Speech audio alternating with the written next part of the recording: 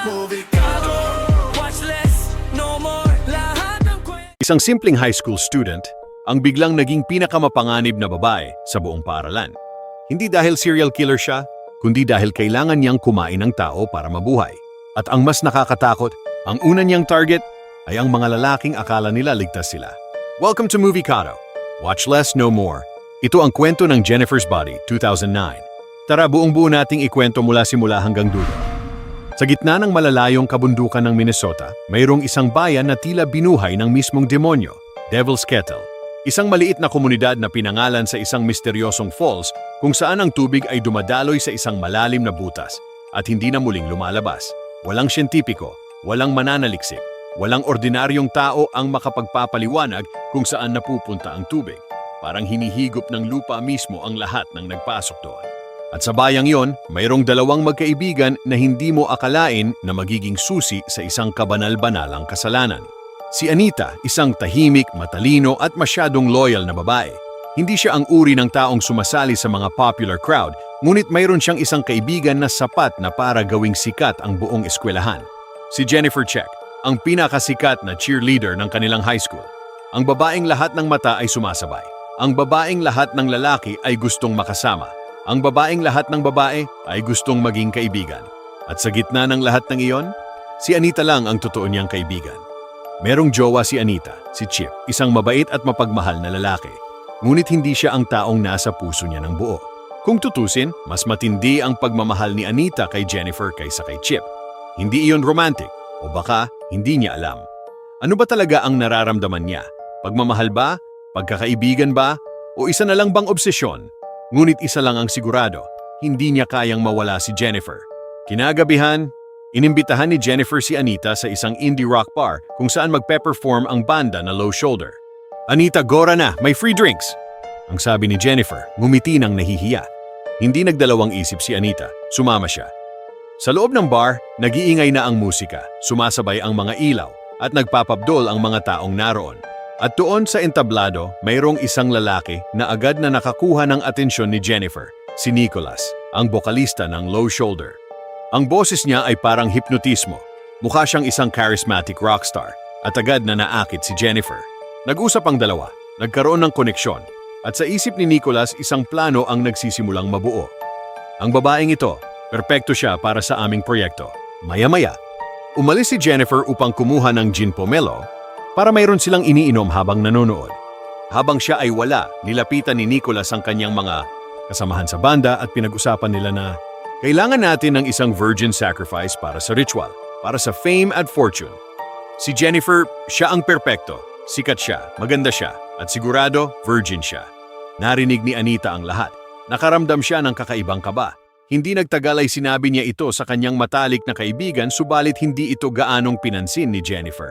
Paglipas ng ilang minuto, nagsimula ang banda sa kanilang pagpe-perform at ang lahat ay nagsimulang magsaya habang nakikinig sa kanta nilang Luha. Akala ko ikaw ay akin, totoo sa aking paningin, ngunit ang ikaya ka. Pagkatapos ng performance, nagsimula ang kaguluhan. Hindi inaasahan, nagkaroon ng electrical short circuit ang kuryente, kumalat ang apoy, nagkagulo ang lahat. Sa gitna ng chaos, tumakas sina Anita at Jennifer sa pamamagitan ng bintana ng banyo.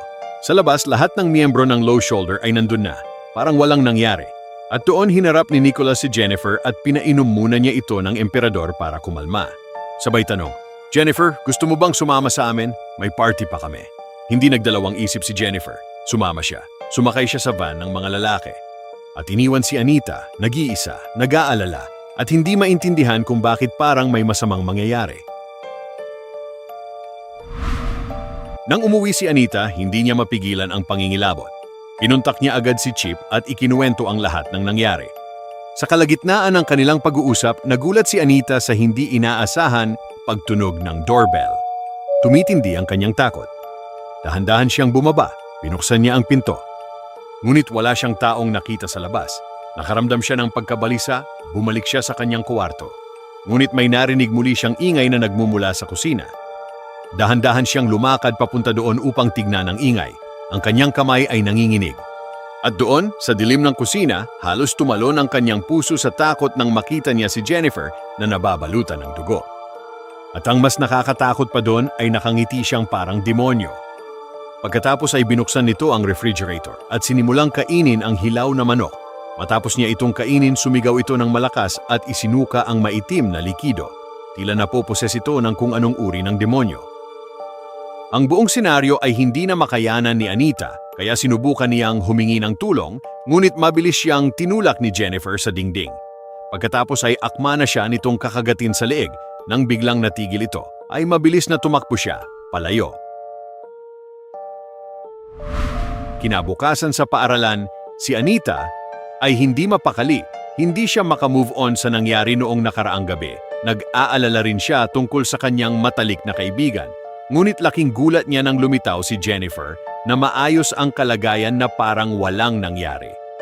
Kaya ang lahat ng kanyang mga alalahanin ay naglaho na lang din. Ilang sandali pa, nakiramay ang kanilang propesor para sa mga pumanaw sa insidente sa nasunog na bar mula noong nakaraang gabi.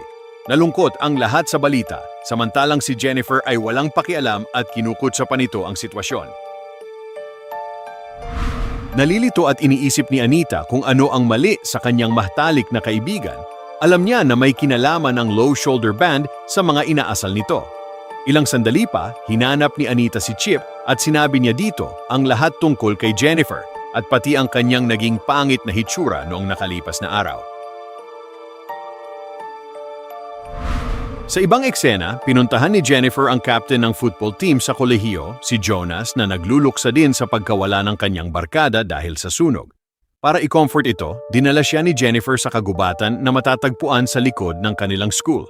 Pagdating doon, sinimulan siyang akitin nito.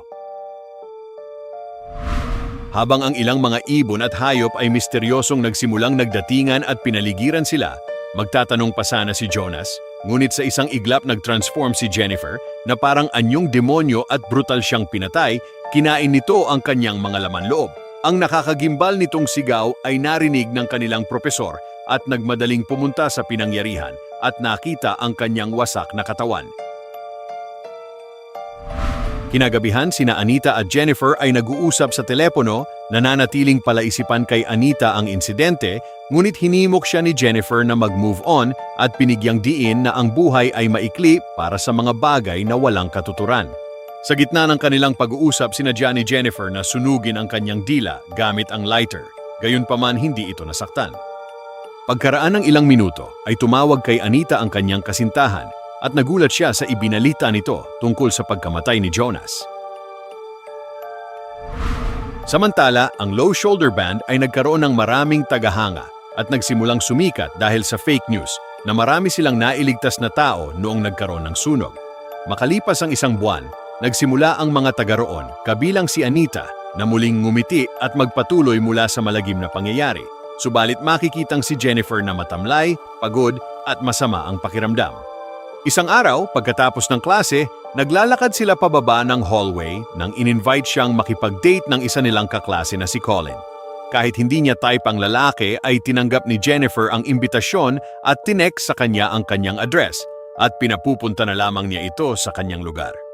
Kinagabihan, sabik na nagmaneho si Colin papunta sa location na ibinigay ni Jennifer habang magkasama sina Anita at Chip na masayang magpi-pickleball. Pagdating sa destinasyon, napagtanto ni Colin na ang mga bahay na naroon ay halos bakante pa lahat at ginagawa pa lamang ang iba. Sa kabila nito, pumasok pa rin siya sa bahay at bumulaga sa kanya mula sa likuran si Jennifer. Hindi na ito nag-aksaya ng anumang oras. Sinimulan na siyang akitin at halikan nito.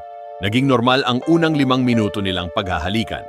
Ngunit pagkatapos napansin niya ang isang nakakagimbal na pagbabago sa mata ni Jennifer, sinubukan ni Colin na tumakas palayo sa kanya. Ngunit muling nag-transform ang babae sa kanyang napakapangit na anyo at walang awang pinatay siya at ininom pa nito ang kanyang dugo sa sadistang paraan. Samantala, si Anita na nasa kalagitnaan ng bembangan ay biglang nag-hallucinate, nakita niya ang itsura ni Jonas sa sofa at ang dugong tumutulo mula sa ceiling. Ang nakakatakot na pangitaing ito ay nakapagdulot ng kaguluhan sa kanyang isip, dahilan upang bumangon siya at biglang umalis at nagmaneho pa uwi. Hindi pa dito natatapos ang kanyang pag-aalala dahil habang nasa daan muntik na niyang masagasaan si Jennifer na basang-basa sa dugo. Sobrang natakot at nagmamadaling umuwi si Anita at nagkulong siya sa kanyang kwarto. Sinubukan niyang iayos ang kanyang sarili. Humiga siya sa kama, maya-maya, sa kanyang pagkagimbal, nakita niyang naroroon si Jennifer sa kanyang silid, na bigla na lamang lumitaw at normal ang itsura. Litong-lito si Anita, hindi siya sigurado sa nangyari, at bago pa siya mag-react, hindi inaasahang hinalikan siya ni Jennifer sa labi upang tulungan siyang makapag-relax. Kasunod ng mga kaganapang ito, inihayag ni Jennifer ang isang nakagigimbal na katotohanan. Ayon sa kanya, ang low shoulder band na mula sa nasunog na bar ay dinala siya sa mysterious waterfalls at inalay siya bilang isang virgin sacrifice kay Satanas, kapalit ng kanilang kasikatan at kayamanan. Sinabi pa nito, nasa kabila ng tagumpay ng sakripisyo, hindi siya namatay dahil hindi siya tunay na birhen. Gayunpaman, ipinaliwanag din niya na hindi na siya naging normal dahil permanente siyang sinapian ni Satanas. Pagkatapos ng insidente, naalala niyang naggising siya ng walang pinsala kahit na ilang beses siyang sinaksak ng ilang miyembro ng banda. Pagkatapos ay isiniwalat ni Jennifer na habang pauwi siya, nakaramdam siya ng matinding pagkagutom, kaya nilamon niya ang kanyang unang biktima, isang foreign student na pinaniniwalaang namatay sa sunog. Matapos ipaliwanag ang lahat ng ito, binanggit ni Jennifer ang isang bagay na mas nakakagulat. Nang gabing iyon, binahlak niyang kainin din si Anita. Ngunit sa huling segundo, nagbago ang isip niya dahil sa nararamdaman niyang mahal niya ang kanyang best friend. Ipinaliwanag ni Jennifer na pagkatapos niyang makakain ng tao, nakakaramdam siya ng panibagong lakas at kaya niyang tiisin ang halos anumang pinsala nang hindi nakakaranas ng sakit. Upang ipakita ito, kusa niyang hiniwa ang kanyang braso at gumawa ng malaking sugat, ngunit agad ding gumaling ng ilang segundo pa lamang. Dahil sa labis na kakilakilabot na mga pahayag, pinaalis ni Anita si Jennifer. Sumunod naman ito at tumalon sa bintana ng ikalawang palapag at nang tignan niya ito ay bigla itong nawala.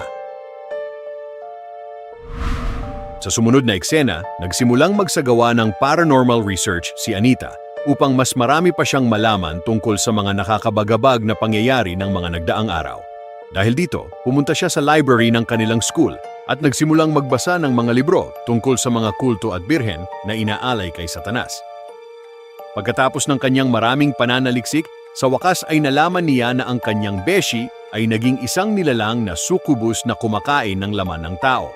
Ang mga nilalang na ito ay maaari lamang patayin kapag sila ay gutom at mahina. Kasunod nito, ibinahagi ni Anita ang kanyang mga natuklasan sa kanyang kasintahan. Umaasa siya sa pag-unawa at suporta nito. Sa kasamaang palad, hindi siya naintindihan nito at iminungkahi na maaaring kailanganin niya ng tulong ng isang psychiatrist. Habang patuloy na nagtatalo ang dalawa, biglang na-realize ni Anita na kailangan na niyang makipaghiwalay sa kanyang kasintahan dahil ang pagiging kadikit nito sa kanya ay maaaring maglagay sa panganib ng kanyang buhay. Hindi lang yon, pinigilan din niya ito na dumalo sa paparating na school program sa kolehiyo. Gayunpaman, galit na binaliwala ni Chip ang kanyang mga babala at umalis. Sa araw ng kanilang school program, hinhintay ni Anita ang pagdating ni Jennifer at determinado siyang bantayan nito. Samantala, hinarang ni Jennifer si Chip na papunta na sana sa school. Gumawa siya ng isang kwento. Sinabi niya na si Anita ay nakipagrelasyon kay Colin. Pagkatapos ay dinala niya ito sa isang abandonadong pool gamit ang mapang-akit na taktika na ginamit niya upang patayin ang kanyang mga naunang biktima. Balik sa school program, nabahala si Anita nang hindi dumadating si Jennifer. Nang hindi na siya makatiis, nagmadali siyang pumunta sa bahay ni Chip para tingnan ito. Ngunit nalaman niya na nakaalis na ito, nag-aalala siya na baka may masamang mangyari. Nagsimulang tumingin si Anita sa paligid at kalaunan ay nakarating sa abandonadong pool kung saan nakita niyang kinakain ni Jennifer ang kanyang kasintahan.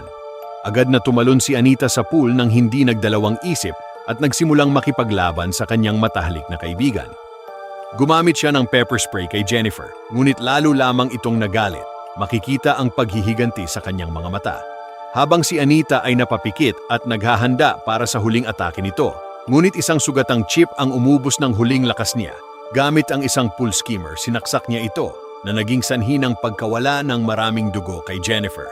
Dahilan upang siya ay lalong manghina, pagkatapos ay tumakas ito. Nilapitan ni Anita si Chip at niyakap ito sa kanyang mga bisig. Ang dalawa ay nagkaroon ng nakakaantig na pag-uusap bago pumikit at pumanaw si Chip. Si Anita na ngayon ay durog ang damdamin at puno ng galit ay inihanda ang sarili para makapaghiganti. Sa kalagitnaan ng gabi, pumasok siya sa kwarto ni Jennifer sa pamamagitan ng bintana at nagsimulang atakihin ito. Isang matinding away ang naganap sa pagitan ng dalawa. Ngunit nagtagumpay si Jennifer sa pamamagitan ng pagkagat ng kanyang mga ngipin sa balikat ni Anita. Sa kabila nito, hindi tumigil si Anita, patuloy at buong lakas siyang lumaban.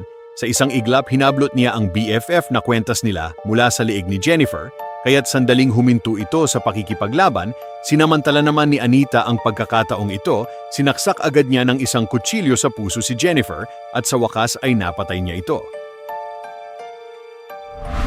Ilang sandali pa, dumating ang nanay ni Jennifer.